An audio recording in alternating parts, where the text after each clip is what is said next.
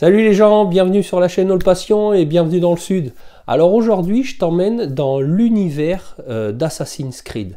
Alors, Assassin's Creed, c'est une licence dont je suis fan depuis de nombreuses années, toutes consoles confondues. Et à ma grande surprise et pour mon plus grand plaisir, Dame Toys, depuis quelques années, sort régulièrement des figurines à l'échelle 1/6 de l'un de mes héros préférés. En l'occurrence, celle-ci, qui va faire l'objet de ce diorama, c'est la figurine d'Altaïr. Eh bien, cette figurine d'Altaïr, alors tu t'inquiètes pas, hein, je me suis équipé d'un petit plateau tournant électrique, je te la présenterai en petit visuel 360 pour que tu vois un peu la qualité de réalisation de cette figurine, si ça t'intéresse. Il reste plus trop grand chose, je crois, dans la boîte, je vérifierai. Et puis quand je te la présenterai, je te montrerai un peu tout ce qu'il y avait. Mais je crois que je l'ai chargé un peu de tous ces équipements. On verra ça plus tard.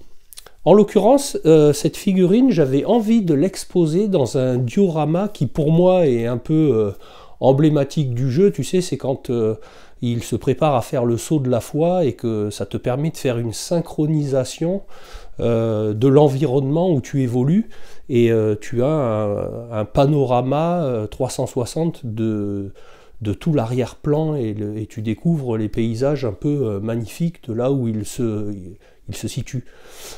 Et là, en l'occurrence, eh bien, j'ai envie de l'exposer en haut d'une tour sur son perchoir, prêt à effectuer le saut de la foi, et de voir un peu la ville en arrière-plan. Donc, je me suis replongé un peu dans le jeu, j'ai regardé, et je me suis inspiré, je te montre un peu des images de toute son évolution, de là où il grimpe un peu pour aller se mettre sur ses points culminants. Eh bien, je t'emmène avec moi pour la conception de ce diorama. Allez, c'est parti! Eh bien, pour la réalisation des éléments de décor du château fort que je vais représenter dans ce diorama, j'utilise comme d'habitude de la plaque de mousse extrudée de 3 cm d'épaisseur pour la confection de toutes les pierres de différentes tailles que je vais avoir besoin. Alors pour ce faire, eh bien, j'utilise ma découpeuse à fil chaud maison et je te passe toutes les étapes en accéléré.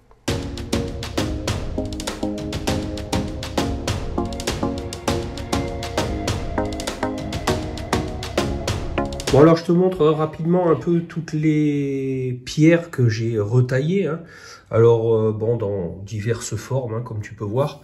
Alors j'ai représenté grosso modo la surface de mon panneau latéral de mon diorama qui va faire environ 39 par 39 dans les deux sens. Alors bien évidemment là tu vois je les ai représentés alignés, mais bon, les pierres ça se monte en quinconce, hein, tu sais, ça se monte en quinconce comme ceci, tu vois. Donc là, c'était uniquement pour me représenter la surface si j'en avais taillé assez.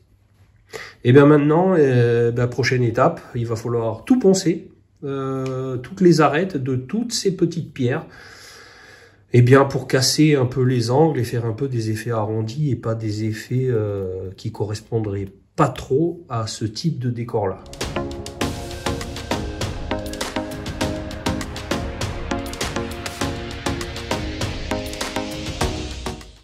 Alors je te montre, tu vois, petit à petit, bon j'ai encore tout ça à poncer, hein, mais petit à petit, eh bien, je construis mon petit mur. Alors sur lequel, alors tu vois, je le positionne pour l'instant, mais je ne colle rien, parce que ensuite je dessinerai pour structurer des meurtrières. Alors vient ensuite la réalisation du fameux perchoir sur lequel va trôner la figurine, hein. Tu sais, c'est le perchoir de là où il se jette pour effectuer le saut de la foi. Alors bien pour effectuer ce perchoir, selon les photos que j'ai extraites du jeu, eh bien je le réalise avec du carré de 10-10 en bois que je vais assembler, couper avec des tourillons de 5 mm. Alors tu as bien évidemment reconnu la guillotine que j'utilise pour couper ces morceaux de bois. Bon, je te remettrai le lien de l'outillage dans la description. Sinon, pour l'instant, tout le matériel utilisé, c'est du classique comme tu peux voir. Et pour le collage, une petite goutte de superglue, de cyano, aux endroits clés.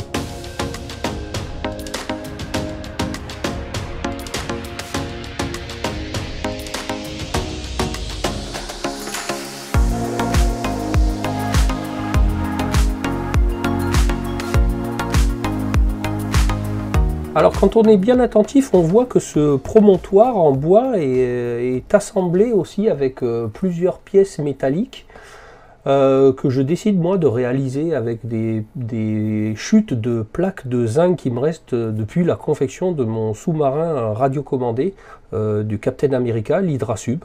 Écoute, tu me diras aussi dans les commentaires si tu veux qu'un de ces quatre je te fasse une review de ce sous-marin radiocommandé que j'avais réalisé effectivement tout en zinc.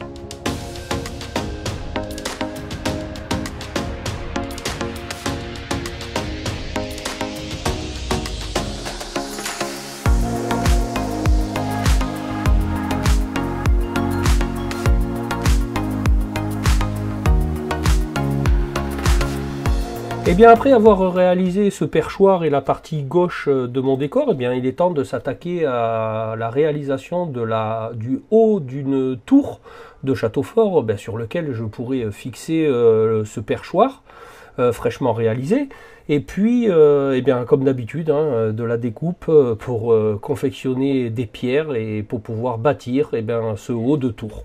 Alors comme d'habitude, l'assemblage, le collage de toutes ces pierres s'effectue simplement avec de la colle à bois.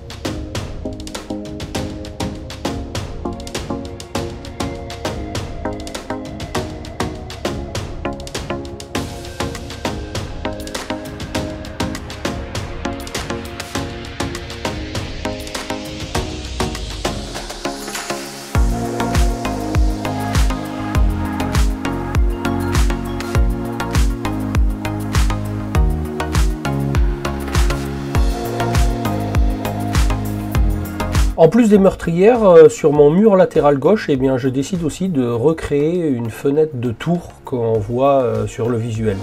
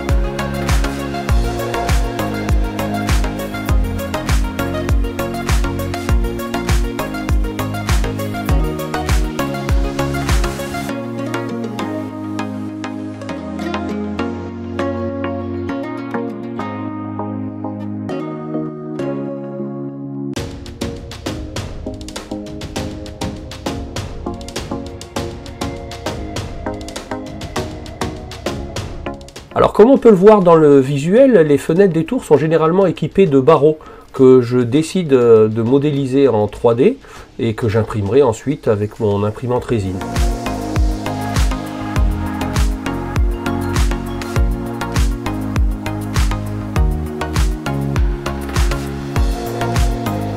Alors on constate aussi que les fonds des meurtrières sont plats avec une barre en travers que je soupçonne être une barre d'appui pour favoriser les tirs d'armes de jet comme par exemple les flèches des archers. Alors je décide également de modéliser ces fonds des meurtrières et puis que j'imprimerai également en résine et que je pourrai placer dans mon diorama.